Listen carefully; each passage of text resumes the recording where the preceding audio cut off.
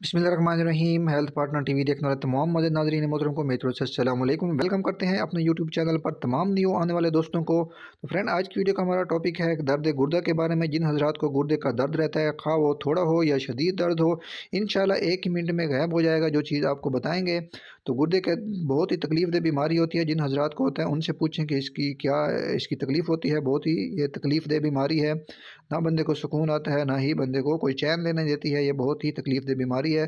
गुर्दे में अक्सर औक़ात पानी की कमी की वजह से भी दर्द होता है, या इसमें पथरी वगैरह आ जाती है, उसकी वजह से भी, ये कचरे की वजह से भी इसमें दर्द रहता है। और भी काफ़ी सारी अलामत होती हैं।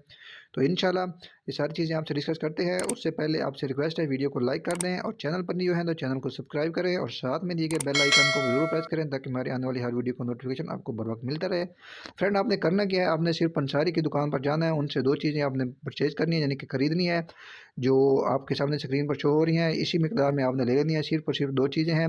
इनको आपने पाउडर बना लेना है और एक चुटकी जो मरीज़ हो, जिसको गुर्दे का दर्द हो, आपने उसको पानी की हमरा दे देनी है। तो इंशाल्लाह उसको फ़ौरी ही फ़ायदा होगा। उम्मीद करता हूँ वीडियो अच्छी लगी होगी। मिलते हैं नेक्स्ट वीडियो में। अल्लाह हाफ़िज़।